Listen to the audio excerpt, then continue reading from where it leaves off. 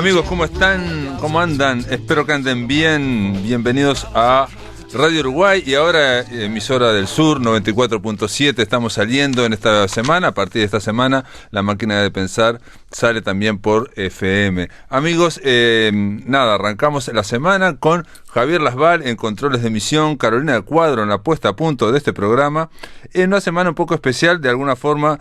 Poco a poco nos vamos reintegrando, aunque y vi un poco más de gente hoy por la Ciudad Vieja, hay que decirlo, es la primera vez que me van a escuchar decir algo así, pero es cierto, vi un poco más de gente y vi un poco más de personas también en los ómnibus, así que, no sé, de alguna forma, y aquí en la radio se ven un poco más de gente también, así que hoy vamos a estar en una semana dedicada a nada, dedicada a muchas cosas. Para empezar, vamos a arrancar con Buenos Aires. Del otro lado de la línea está ella, una escritora, editora de Editorial Conejo. Ha publicado las novelas Otaku, ha publicado, ¿cuál es la otra? Brasil. Y bueno, y lo último que publicó fue un libro de poesía llamado La sinceridad de un golpe. Supo estar en el ciclo Todos Somos Raros. Paula Brecciarioli, ¿cómo andas? ¿Andás bien? ¿Cómo estás, Pablo, querido? Muy bien por acá.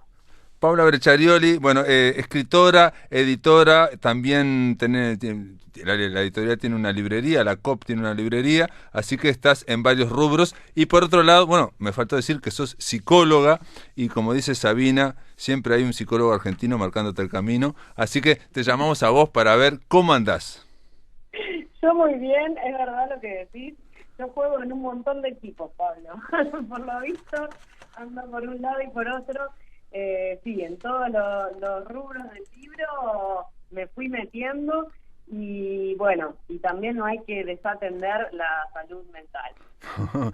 También un detalle, digo, sos narradora y también sos poeta, aunque no te gusta decirlo, pero el último libro de poesía, La sinceridad de un golpe, bueno, y estás leyendo poesía.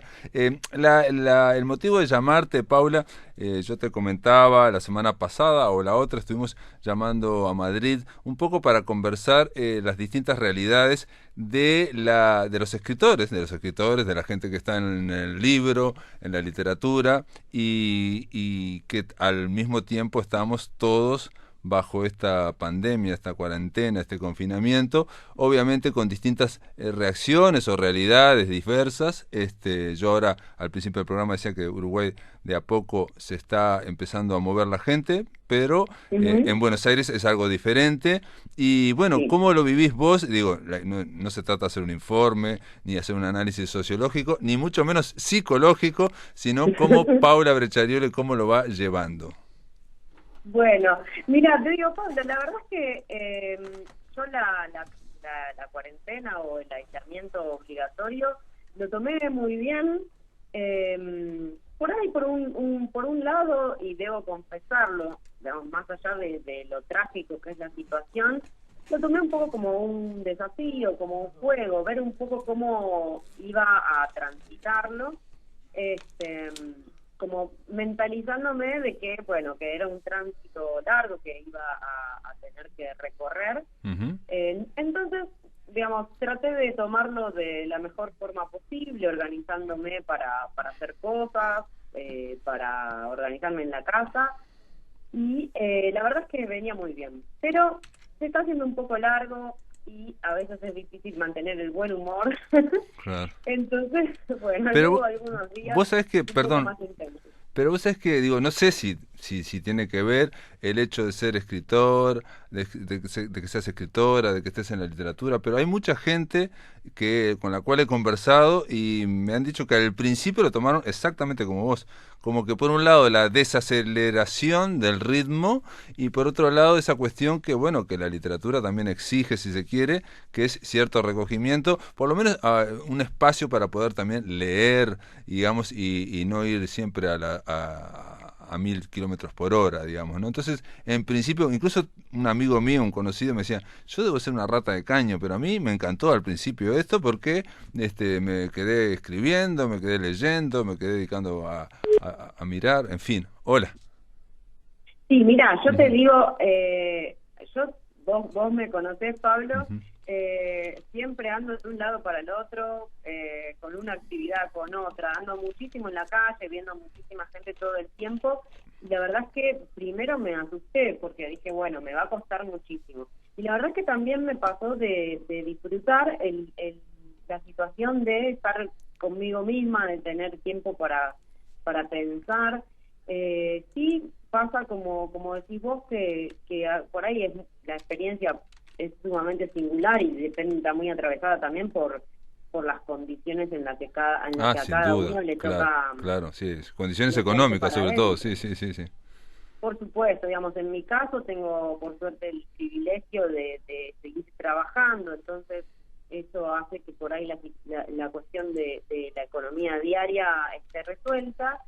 Y en lo que respecta a la escritura, bueno, en mi caso estuve corrigiendo bastante, digamos, me pude conectar por ahí más con la corrección que con empezar cosas desde cero.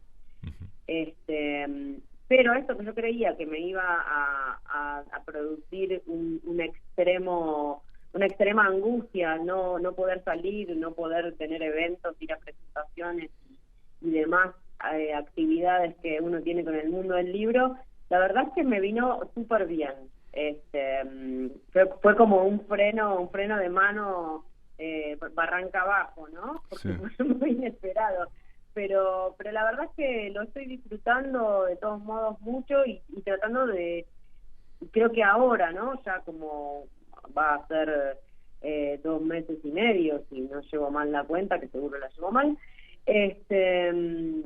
un poco se empieza a generar una nueva normalidad, una nueva cotidianidad doméstica, ¿no? Bueno, quizás ahora, digo, una vez que ya hiciste todas las cosas que tenías que hacer, que uno tiene tiempo para mirar esto, el otro, ya también hay como un cambio.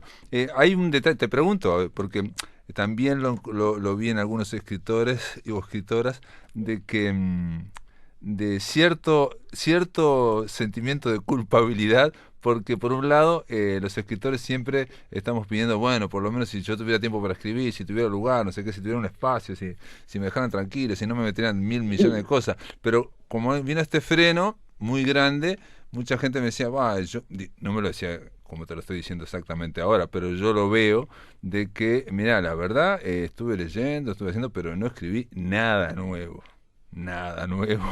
y eso también es como que te enfrenta a una pretextos, ¿no? O sea, cosas que parece que yo no escribo por tal cosa, yo no escribo por tal otra, y cuando te dan el tiempo, resulta que tampoco escribís, que pasa por otro lado.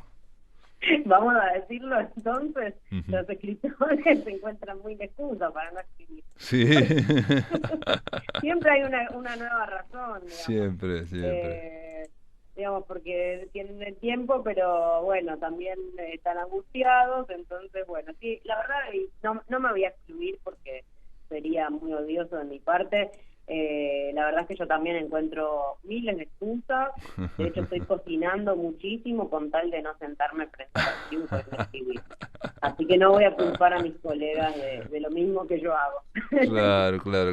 Pero de todas formas, si cumplís para vos misma con el tema de corregir, bueno, que también es algo que te gusta mucho, ¿no? Corregir. Dolina Sí. dijo una vez una frase, Alejandro Dolina, que dijo, lo lindo es haber escrito, no escribir, para poder corregir. Bueno, a mí me pasa exactamente eso. Yo, si tengo que serte sincera, odio escribir.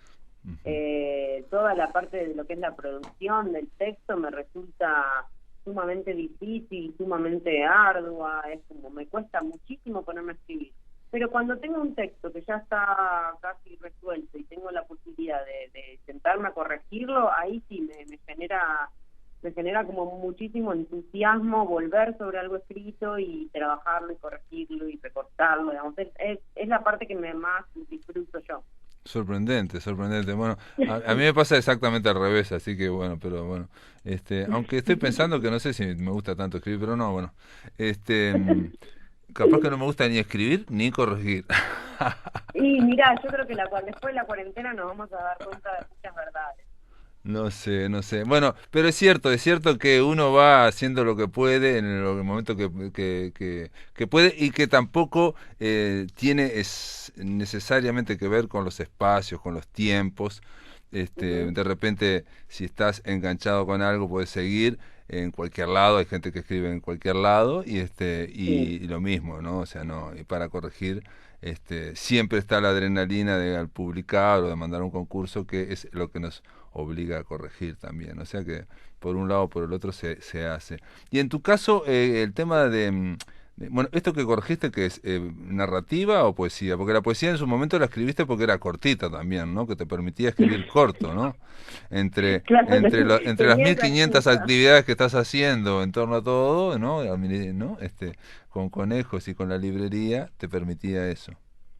Sí, bueno, igual ahora me puse con las dos cosas en simultáneo, ¿No? porque tengo, bueno, en proceso ya bastante avanzado, otro libro de poesía, entonces al principio estuve trabajando bastante con eso y después, bueno, estoy con una novela demoradísima que la agarro, la dejo, la agarro y la dejo, así que bueno, agarré las dos cosas y bueno, hay días que estoy de ánimo para algo más breve y días que por ahí tengo más voluntad de sumergirme en la novela y ahí sí me pongo como a trabajar, pero bueno, son procesos sumamente distintos, pero bueno, tengo la posibilidad de por ahí ir llevándome el tiempo a ver si tengo ganas de disponer un rato largo o es una madrugada que ya me está pidiendo que termine el día y bueno, por ahí le puedo prestar atención a un par de poemas y ya está. Pero sí, la verdad es que es algo que me da mucho placer el tema de decir, bueno, voy a poner a corregir. Por suerte tenía estas dos cosas más avanzadas, porque si Tenías no buenas tuviera nada cosas. para corregir, me estaría sintiendo muy mal. Claro, claro. Ahora, de todas formas, me da la sensación, Paula, vos, por eso estás muy metida. La última vez que me acuerdo que recibí, bueno, mensajes tuyos, estabas, a punto de empezar la Feria del Libro, por ejemplo, ¿no? Y que había la Exacto. primera, la parte de los profesionales y la no sé qué, todo, la organización para tener estar en la Feria del Libro, todo eso se frenó totalmente. Primero se dijo que se iba a postergar y después se frenó absolutamente. Y en el caso Sí. tuyo me da la sensación, te lo pregunto, de que si bien estás muy metida en las actividades del libro en Buenos Aires, ¿no? Y bueno, y en el interior también, porque ustedes van a las ferias del interior de Argentina, me da la Sí. sensación de que no te presionás a vos misma, no tenés esa cuestión de editar, de sacar un libro, no sé, no por año, pero cada tanto. No, la verdad es que para nada. Incluso me alegra no tener un libro ¿Y por eso? año. Este, la verdad es que me parece que yo siempre lo pensé de este modo, que es como si un material a mí me parece que me gusta o que le pude dar lo mejor que yo podía dar en ese momento, me alegra decir, bueno, yo acá en este texto puse todo lo que tenía para dar y entonces me dan ganas de que esté publicado. Pero hasta que no ocurre eso, digamos, hay un montón de textos que han quedado abandonados, huérfanos y sepultados, que creo que tiene que ver con el apuro digamos, la falta de apuro por publicar. Es como, por ahí yo he tenido novelas terminadas que releyéndolas no terminan de parecerme lo mejor que yo tenía para dar en ese momento. Y la verdad es que no me da ningún interés el hecho de publicar por publicar. Digamos, no quiero que quede un libro circulando del que yo no pueda estar segura que es lo mejor que tenía para mostrar. Ujú. Pero no Entonces te ha mejor pasado, pero no te ha pasado, por ejemplo, que hay cosas que te parecen que para vos no son lo mejor o no se sostienen demasiado o no tienen demasiado punch o demasiada intensidad, para llamarlo de alguna Ujú. forma, de repente hay otro lector, buen lector, lector competente, alguien que sabe, que te dice, no, esto está buenísimo y vos no te diste cuenta. Pero después la que tiene que poner la cara al lado del libro soy yo. Si no, se lo regalo al escritor ese, que lo lea toda la gente que quiera, pero si no estoy muy segura, no, Ujú. prefiero que no. De hecho, me pasó una vez que tenía un libro que estaba terminado, que había algunos lectores en los que confío mucho, que a ellos les parecía bien, y yo la verdad que hasta el último momento estaba muy insegura, tenía ciertas dudas, digamos, si bien no era una vergüenza, porque la verdad lo había trabajado mucho, pero en el fondo creo que postergué toda posibilidad de buscar un editor para esos libros y me decidí por abandonarlos, y creo que estoy más contenta de haber abandonado libros que de haber publicado cosas que me arrepentiría. Pero ahí Que tenés... no quiere Sí, decir, a ver. que no quiere decir que los anteriores me parezcan buenísimos. Por supuesto que uno va cambiando la mirada. Ah, pero uno va cambiando, sí, sí, sí. Sí, Pero en el lo momento importante es que no creo se te que, caiga la cara de vergüenza cuando ves algo anterior, pero uno va cambiando, el entusiasmo, todo, sí, y va variando, como escritora y como lectora. por supuesto, pero la certeza de que en ese momento ese libro tuvo lo mejor de mi escritura, en ese momento tiene que estar. Ujú. Si no, no me da la cara. Claro. No, no, yo te lo decía porque esa certeza a veces, como es subjetiva y bueno, y vos estás evaluando y a la vez estás creando, le pasa a todo el mundo, digamos, ¿no? Yo que sé, Ujú. tenés ahí a Ariel Bermani que es de conejos y ya es alguien que se especializa no solamente en leer, no solamente tiene talleres, sino que también se especializa en terminar, que es otro arte también, el terminar las cosas, ¿no? Terminar las novelas. Sí, Digo, Eve Ward decía una cosa que a mí me parece maravillosa, decía que los artesanos que hacen banquitos, ¿no? Dice, de repente le sale más o menos, ¿qué hace el artesano? Lo termina el banquito, más o menos quedó chueco, pero lo termino. Ningún artesano dice, no le voy a poner la cuarta pata, no se la pongo, el banquito queda acá porque yo no me gusta y realmente quedó medio chueco. Y no, agarra y lo termina de alguna forma, ¿no? Ese arte sí. de terminar que no todos dominábamos ciertamente, ¿no? Porque se requiere Ujú. mucha visión, mucha panorámica para mí, ¿no? Y también esa mirada distante, a veces uno puede, digamos, ¿no? Puede no estar tan claro en eso. No, seguro, creo que, digamos, siempre hay una cuota de incertidumbre, ¿no? Que hay que soportar, qué sé yo, también creo que el libro, digamos, se termina de escribir cuando alguien lo decide publicar, porque si no, en el camino uno podría volver y seguir volviendo, o sea Ah, que sí, sí, hay un momento de abandono, de sí, soltarlo y decir, sí. bueno, sí, el banquito está hecho. Claro, claro, claro, Este, claro, claro. Sí, sí, sí. uno se puede sentar y no se va a caer. Ujú. Pero en mi caso, yo si el banquito está chueco, te lo desarmo todo y te empiezo de cero, ¿eh? No le pongo una quinta pata. Sin ningún problema y sin dudarlo. Vamos a hacer una pausa. ¿Me aguantás en línea, Paula? Dale, Amigos, ¿cómo no? estamos conversando. Ella está allá en Buenos Aires con la escritora argentina Paula Brecharioli. A la vuelta continuamos aquí por La Máquina de Pensar. Amigos, continuamos aquí por el aire de Radio Uruguay y por también el aire de Emisora del Sur. En esta semana, hemos dicho, estamos saliendo por FM y AM. Continuamos conversando con la escritora Paula Brecharioli. Ella está del otro lado del teléfono, allá en Buenos Aires, conversando sobre lo que es la literatura en tiempos de pandemia. Y nada, Paula, estábamos hablando de la escritura, de cómo la vas llevando, del tema de la poesía, cómo vas corrigiendo la poesía y cómo vas corrigiendo esa novela que hace tiempo que la tenés ahí en el freezer. A mí me encantó aquella novela corta que se llamaba Otaku. Y hay que decir que, ¿cómo está la lectura? Bueno, la lectura yo vengo bien. La verdad es que creo que es lo que vengo mejor de toda la pandemia, porque, bueno, viste, yo estaba haciendo una columna sobre Es libros, cierto. Ujú, primeros libros ujú. en la radio de la UBA, y frente a la incertidumbre de la pandemia, la radio no volvió a tener el programa, entonces de repente dije, bueno, voy a leer otras cosas, digamos, libros que no sean primeras novelas o clásicos que tenga más demorado. Por otro lado, también la editorial está, digamos, trabajando a un ritmo más tranquilo. Entonces me dediqué a meterme por ahí con autores que tenía pendientes, pero, digamos, autores consagrados, autores más clásicos. Entonces es como que estuve mechando, digamos, por ahí leyendo algunos primeros libros como para preparar los programas cuando vuelvan, si se vuelven. pero sí reencontrándome con textos que tenía pendientes, que tenía muchas ganas de leer.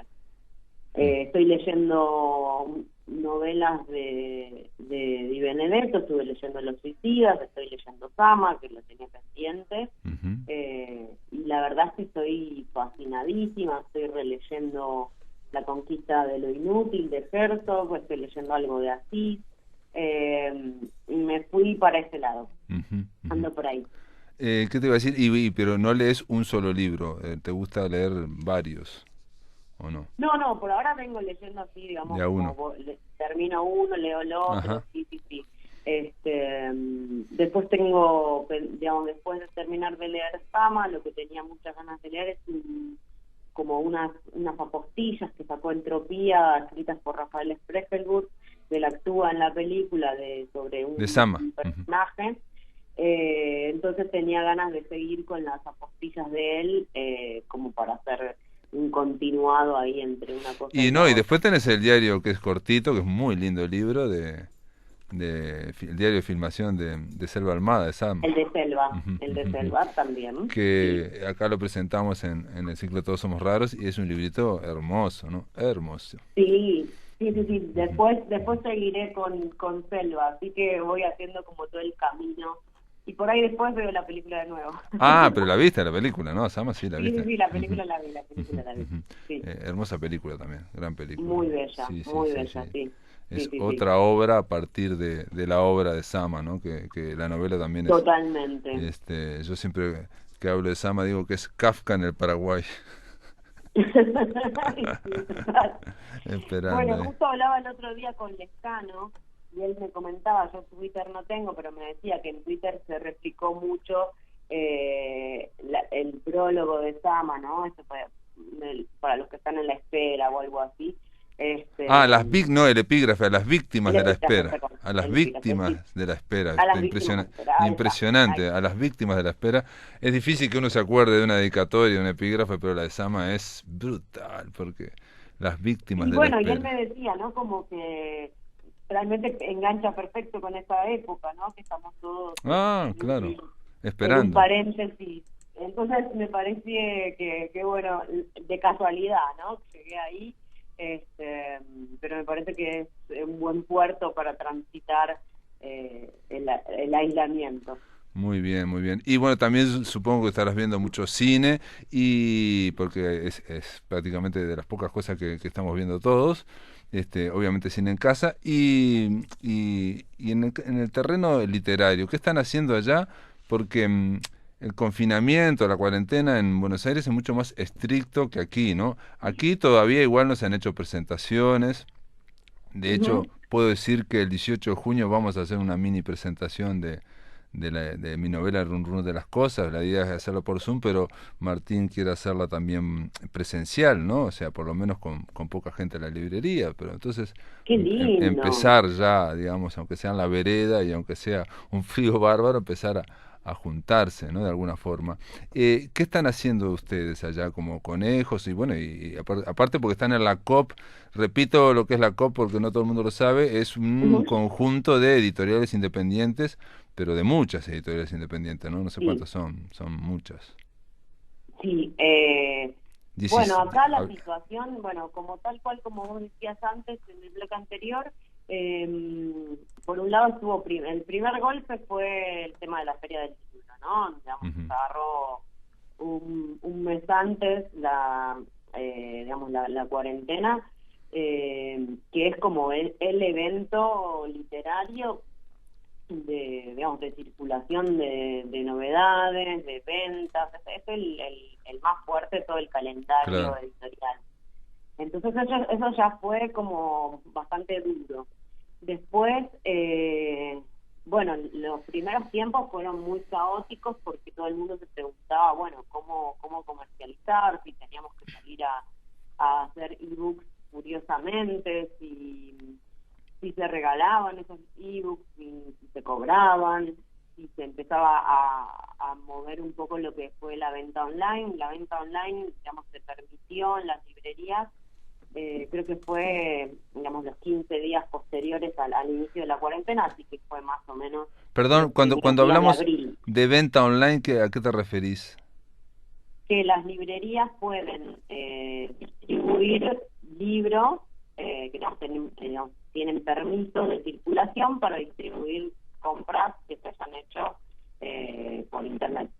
Ah, pero digo, ahí está el delivery ahí, tiene que llevárselo el delivery. Ah, Exactamente. perfecto, no te entendía. Entonces, estamos hablando de libro físico por online, digamos, y es por a través del delivery. Exactamente. Ujú. Por delivery se permitió los primeros días de abril que las librerías trabajaran. Entonces, bueno, ahí un poquitito se reactivó la cosa. Muchas editoriales, bueno, Conejos está haciéndolo y muchas editoriales colegas también, de hacer promociones para que la gente, bueno, pueda conseguir los libros con un precio un poco más accesible. Entonces estamos trabajando desde ese lugar, digamos. Se estaba Perdón, flexibilizando un poco, ¿sí? entonces digamos, se liberó a las librerías para delivery. ¿Eso Sí. continúa ahora o se cerró en algún momento? No, eso Ajá. continúa. En algún momento se había dicho que iban a poder abrir al público para que la gente vaya a las Mm, librerías, pero eso sí se echó marcha atrás. claro. Se va a trabajar por delivery definitivamente, sí. Ujú, ujú. Este, sí, porque bueno, la verdad es que los casos han ido aumentando, entonces es como que bueno, lo que se pretendía hacer de comercio, bueno, se va para atrás. Y la verdad es que es difícil porque si bien esto permite sostenerse un poco, es muy magro el ingreso de lo que es la venta, digamos, de las compras online y bueno, tampoco la situación económica va a ir ayudando demasiado por ahí en este rubro. Las editoriales estamos tratando de trabajar y de mantenernos, bueno, lo mismo que pasa con los colegas uruguayos, ¿no? Ujú, De seguir trabajando, de seguir moviendo mucho las redes. Estamos un poco ujú. en una política de mucha visibilidad, de poner todo lo que esté en nuestro alcance para que los libros sigan circulando. Claro, y un detalle, y ustedes, digo, porque aquí lo que pasó en Uruguay, en Montevideo por lo menos, fue que muchas librerías no tenían delivery o no tenían ese servicio y ahora Ujú. hay muchas que lo tienen y es muy bueno el delivery, digamos. Y yo Sí, supongo que son de esas cosas que después, me imagino yo que van a quedar, después cuando se levante sí. todo, esos servicios van a quedar. Aquella historia de que, uy, tengo que ir a la librería, así tal cosa, ¿no? Eso va a quedar. ¿Ustedes lo hacían antes? ¿Lo hicieron ahora por esta pandemia? No lo hacíamos antes, no, digamos, por ahí alguien me hacía un pedido, pero en general lo pasaban a retirar, digamos, no Ujú. teníamos armado el sistema de Ah, perfecto. reparto, digamos, Claro.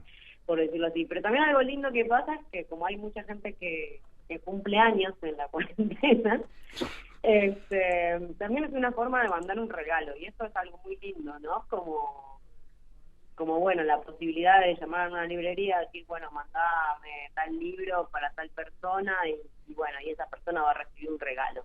Mirá vos. Me parece que es algo también de cosas que empiezan a pasar que por ahí a uno le hubiera ocurrido en otro momento decir, bueno, te mando un regalo por correo, ¿no? O por mensajería. Y esos regalos, digo, el cliente, en ese caso, el que quiere regalárselo a otro, ¿te dice qué libro o hay la posibilidad de que ustedes pongan el libro?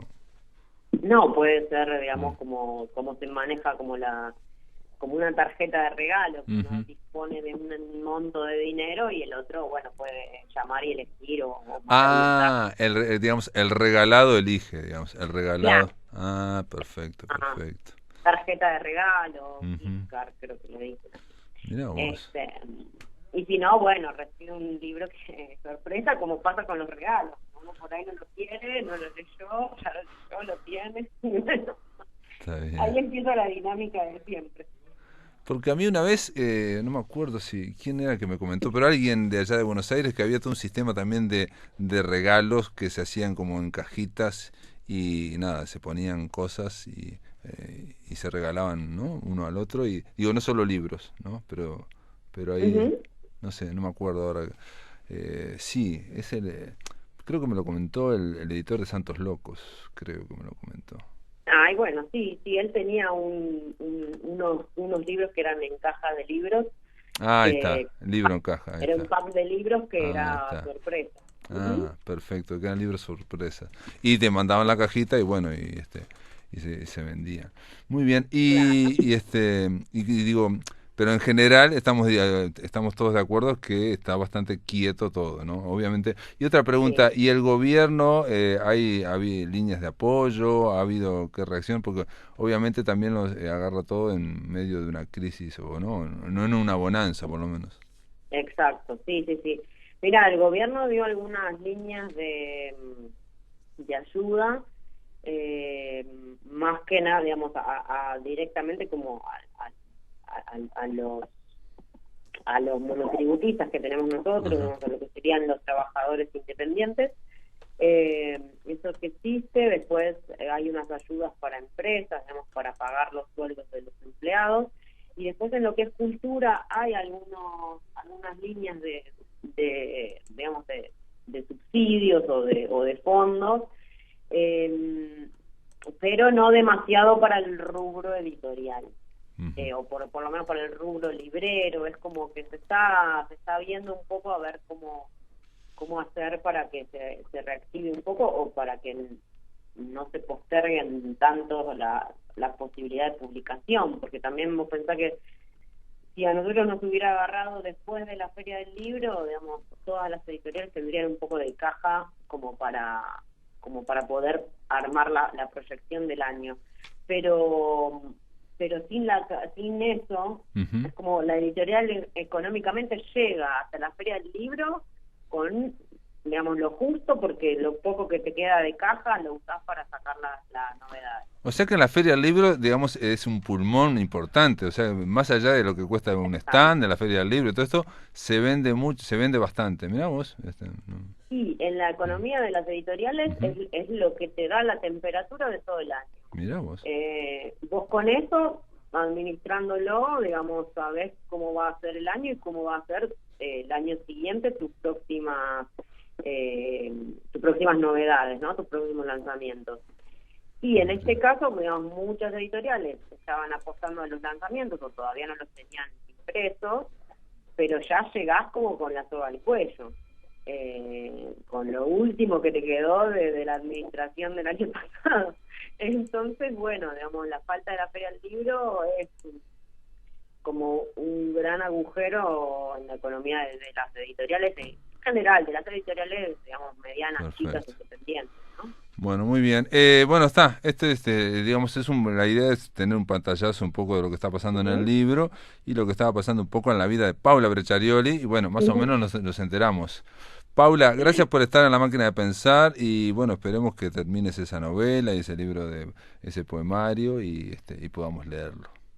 Gracias, Pablo, es una gran alegría escucharte, conversar con vos y bueno, y estar conectada un poquito con Uruguay, que los envidiamos y nos queremos ir todos los argentinos a esta balsa. Nos dejen o no, nos vamos todos. Yo sé que Paula es muy fan, muy hincha de Uruguay, venía mucho a Uruguay, y es cierto lo que está diciendo, lo está diciendo sinceramente. Te mando un abrazo grande y saludos a todos, a los amigos de allá de Buenos Aires. Gracias, Pablo, un beso grande para vos también. Muy bien, amigos, ahora Ricardo Ruiz, él está en Mar del Plata. ¿Cómo andás, Ricardo? ¿Andás bien? ¿Qué haces, Pablo? Todo bien, por suerte, acá estamos. Muy bien, muy bien. ¿Cómo está el clima allá en Mar del Plata? Bien. Sí, muy fresco, pero bueno, invierno, hay que cuidarse. Es lo mismo que aquí, hace mucho frío. Sí, tal cual. Frío.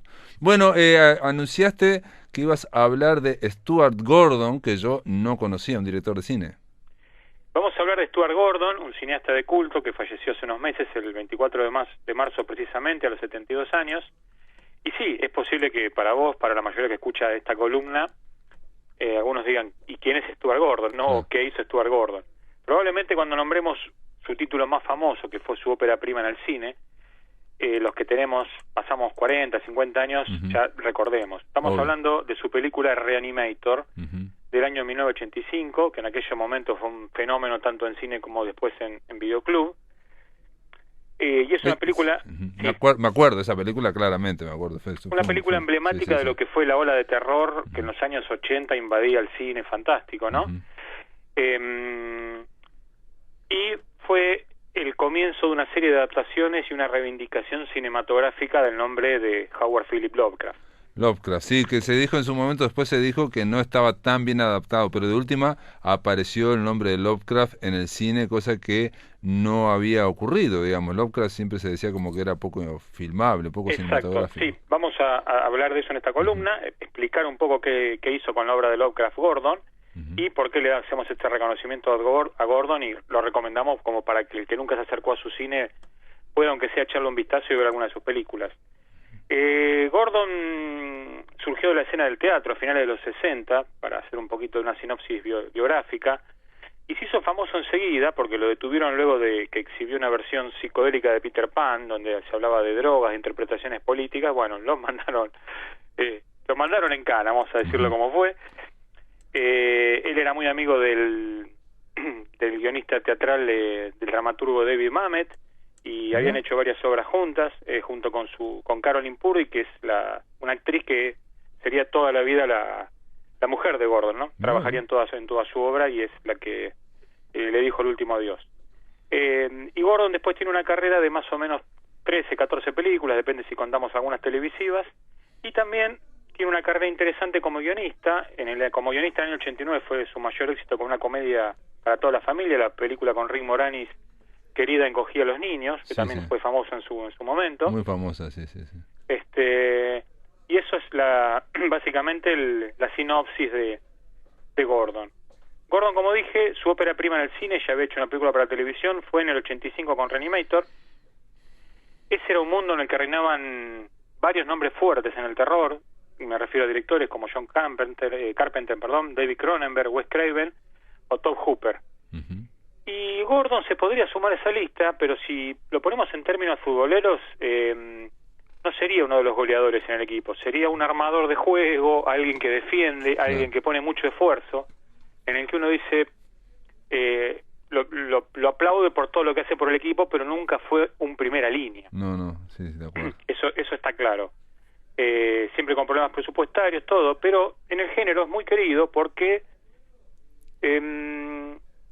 se convirtió de culto por promover siempre el terror, por hacer una mezcla entre el terror y el humor, que no fuera una comedia de clase Z, ¿no? A veces cuando en el terror no hay presupuesto, la película se convierte en una comedia. Y en realidad en las obras de Gordon el humor está puesto dentro de ese mundo desquiciado que él plantea. Reanimator es una adaptación de un relato de Lovecraft, Herbert West Reanimator, y sí, si alguien me pregunta si es quizás la adaptación de Lovecraft más conocida o más notoria, yo diría que sí, pero también es una de las que más se aleja de la obra de Lovecraft. Lo que ha hecho Gordon es hacer ese mundo desquiciado, ese mundo donde lo grotesco se mezcla con el terror, con la sangre, con el humor, ¿no? Una cabeza cortada, por ejemplo, que habla. Ambientar la obra de Lovecraft en el presente, porque no tenía presupuesto para hacerlo en la época original, pero sin embargo mostraba un gran conocimiento. Esto es como cuando uno dice, no sé, el Batman moderno no es el Batman que se creó en el año 30. Bueno, el Lovecraft de Gordon no era el Lovecraft original. Era otro, pero sin embargo estaba ahí presente, ¿no? Era como un Lovecraft trasplantado a los locos años 80 en lo que respecta al cine, ¿no? Y estamos hablando de años 80, donde, por ejemplo, ahora no me acuerdo del año, pero los Cazafantasmas, por ejemplo, fueron un éxito impresionante. No sé si fuera anterior, ¿no? Pero estamos hablando de eso, de combinar la comedia y el relato de horror, fantástico. Sí, creo que los Cazafantasmas 82, 83, estamos por ahí. De entrada tuvo problemas con la censura, sus películas tenían mucha sangre y todas las versiones que llegaban a los cines estaban recortadas. Esta película nos cuenta la vida de un estudiante de la Universidad de Miskatonic, una universidad famosa en la obra de Lovecraft, de este estudiante que está preocupado por la supervivencia más allá de la muerte, una especie de Frankenstein, pero a lo bizarro, digamos. Y esta película vamos a ver todos los experimentos, un triángulo que se forma con otro doctor, con un amigo, bueno, una película interesante, que se hizo famosa, ya digo, por las escenas grotescas que tenía, por un uso muy intensivo de los colores chillones, de las cabezas que hablan, de las sangres, y era una época con mucha creatividad en el cine, porque recordemos que no existían efectos digitales por computadora, y todo se hacía a pulmón, y realmente el resultado sigue siendo muy, muy bueno. En mi recuerdo me acuerdo que, pero en lo que yo me acuerdo de aquella película de Reanimator, era muy buena visualmente, ¿no? Visualmente, ¿no? Los chistes a veces no funcionaban tanto y bueno, a mí por lo menos no tuve el entusiasmo que tenía tanta gente, pero visualmente, y estoy viendo que el año anterior es Los Cazafantasmas, del año 84. 84, mirá, claro, sí, tenías la idea que estaban similares en el tiempo. Claro, sí, pero digo que es un poco el mismo espíritu, si se quiere. Sí, ese es el espíritu. Al año siguiente, siguiendo con el éxito que tuvo esto, adaptaría otro relato Lovecraft, el relato de From Beyond, Desde el Más Allá, que acá en castellano, para aprovechar un poco el nombre, le pusieron Resonator en vez de Reanimator. También un relato muy conocido, también, bueno, protagonista no lo dije, protagonizado por Jeffrey Combs, que se convertiría en su actor fetiche junto con Barbara Crampton, ¿no? Que fue una de las Scream Queen más famosas de aquella época. Y de vuelta vamos a ver las características típicas de la obra de Gordon, bajo presupuesto pero muy bien llevado, muy bien filmada, y la historia con esos ribetes entre terroríficos, trágicos y cómicos de esa época. Casi un horror surrealista era, ¿no? Claro. Pero hecho con respeto, eso es lo que lo identifica. No era una autoparodia de sí mismo, como luego sería, por ejemplo, Wes Craven en Scream, ¿no? Que parecía que, o en la última pesadilla de Freddy que había hecho, que parece que se parodiaba a sí mismo, como restándole valor a la obra. Gordon estaba muy convencido de lo que hacía. Le fue bien también con esta película, efectos especiales a la vieja escuela, con mucho ingenio. Una ambientación muy minimalista, casi pasa todo en un par de habitaciones, y acá lo que se intenta es a través de un proceso en la glándula pineal traer a seres que están en otro abismo, ¿no? En realidad era un relato que no hay manera de adaptarlo, un relato muy muy raro de Lovecraft, y bueno, lo toma de nombre y lo utiliza. Luego haría otras películas que no están basadas en Lovecraft, pero sí le dedicó 3 adaptaciones más. Castle Freak en el año 95, basada en el relato El Intruso, en el que en un viejo castillo hay alguien encerrado que va a ser un ser monstruoso.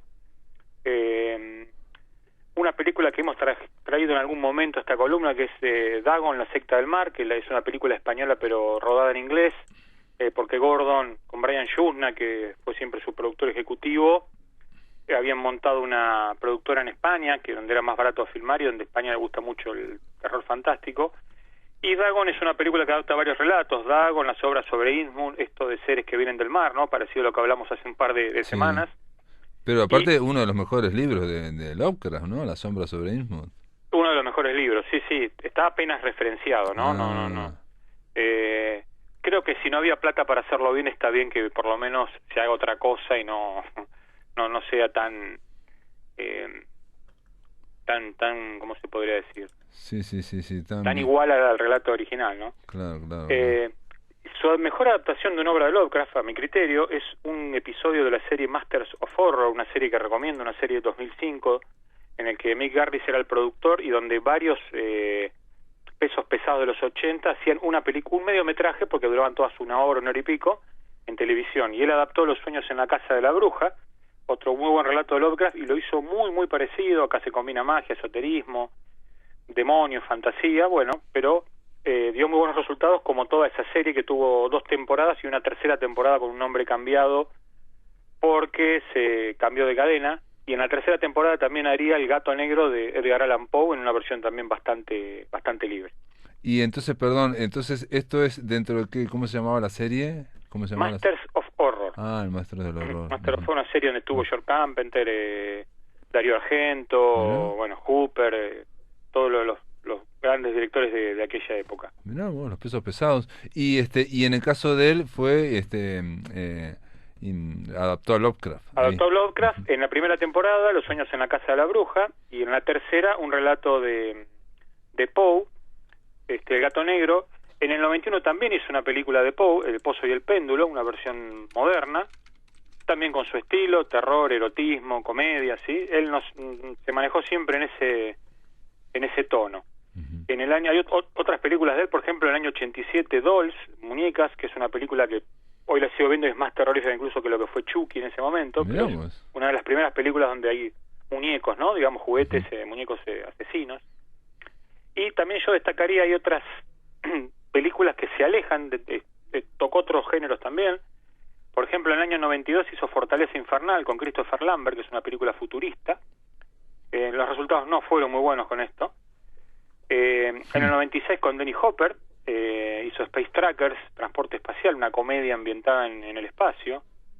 Y tal vez en su última época, para mí son las películas más logradas. Tenemos en el 2005 Edmond, basada en una obra de David Mamet y protagonizada por... la vi, esa película es brillante. Bueno, esa película es la anteúltima película de él, o la a ver, no, sí, es la anteúltima. Mirá vos, esa película sí, con William H. Macy de protagonista. Sí, William H. Macy, que hace una gran, quizás uno de los mejores trabajos de toda su hace vida. De un ejecutivo que, bueno, lo abandona todo y decide irse al mundo sórdido de la noche, ¿no? Sí, es alguien que está dentro del sistema norteamericano, un ejecutivo que como es William Macy, que siempre está como titubeando, digamos, ¿no? Y que en un momento, de una noche prácticamente, se empieza a ir, se sale del sistema, digamos, y empieza a conocer una prostituta, en fin, y termina en medio de la noche, o sea, se pierde en la noche su personalidad prácticamente.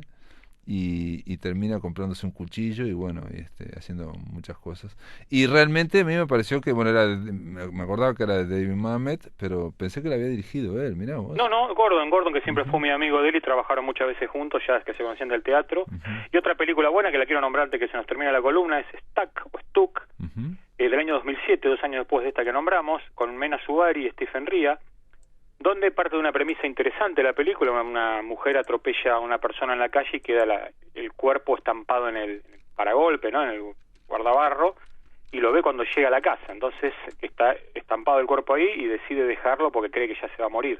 Resulta que no se va a morir y ahí tenemos el famoso juego de quién es víctima de quién, ¿no? Entre la persona está atrapada en el garage, moribunda, y esta chica que no quiere decir qué le pasó, que atropelló a esta persona, ¿no? Está con una película también muy interesante de un director ya más orientado al suspenso o al drama, pero bueno, que son las últimas películas con las que terminó su carrera.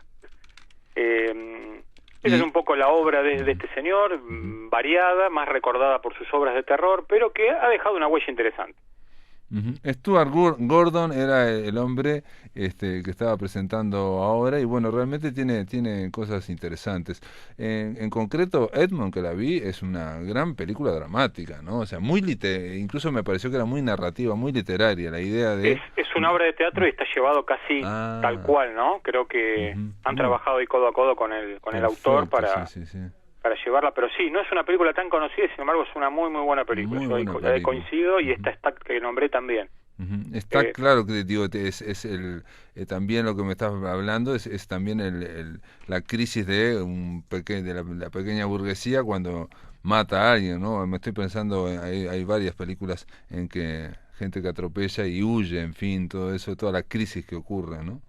Sí, hay otra película también interesante que es Fear Itself, es una película de terror que también la hizo para esta serie de televisión que te dije que eran 3 temporadas, esta fue para la tercera, y fue uno de los primeros protagónicos de Elizabeth Moss en cine. Y acá, y El Gato Negro, Iter, estas dos que aparecen acá, no del 2007-2008 me fui. El Gato Negro es la que mencioné, que para la serie está Masters of Horror, con Jeffrey Combs, también su actor fetiche, una versión libre del relato de Poe. Sí, en realidad no se ha prodigado mucho, pero bueno, tiene una carrera pareja. No es un director que uno diga tiene un desastre de 1 o 2 puntos, ¿no? De acuerdo. Y tampoco tiene así unos goles de la mitad de la cancha. Es un digno equipo de la segunda división o de la primera B, que no pudo subir a primera por, no sé, falta de presupuesto, todo, pero se nota, si uno mira todas estas películas que nombré, por lo menos las más destacadas, que había talento. Que había talento, Y uno lo recuerda por el cariño que les tenemos a estos patriarcas del horror televisivo que filmaban estas películas cuando no era lo comercial, no era lo habitual, y había que invertir mucho, y sobre todo mucho esfuerzo, muchas ganas y sin presupuesto, ¿no? Y sobre todo en una época en que, digamos, los intelectuales como que aborrecían o estaba denostado de su género, digamos, era para para gente no demasiado intelectual. Y cuando estamos hablando de David Mamet, estamos hablando de unos grandes dramaturgos de Estados Unidos, aparte un gran guionista, y que se metiera con él, entonces estamos hablando de gente muy inteligente, ¿no? O sea, en este caso, ¿no? Sí, tal cual. Yo lo he visto en algunos documentales hablando de la época y se nota que es una persona que tiene eso, tenía inteligencia, sabía lo que hacía. Claro, no había plata y cuando se invertía plata se terminaba perdiendo. Claro, así ha sido la vida de estos señores. Claro, pero han visto como que en la cultura pop se podía poner algo más, ¿no? Se podía poner algo más en estos géneros, ¿no? Sí, creo que no eran advenedizos en el género, ellos sentían amor por esto y bueno, por eso se recuerdan con tanto cariño estas películas y si tienen alguna falla se las perdonamos. Muy bien, Stuart Gordon es el director de cine que presenta a Ricardo Ruiz en Un Millón de Umbrales. Ricardo, gracias por estar en La Máquina de Pensar. Hasta la próxima, Pablo. Amigos, se terminó La Máquina. Mañana vamos a estar llamando a Maldonado para hacer la columna Fahrenheit 450 con Fernández de Palleja, que nos va a hablar del libro Fronteras, de un libro de cuentos de Ignacio Olmedo, que también es otro maldonauta. Y luego vamos a estrenar una nueva columna a cargo de Andrea Arismendi, que se llama Escrituras al acecho y que va a hablar de una pintora de una vida increíble. Esto es todo, amigos, que lo pasen muy bien.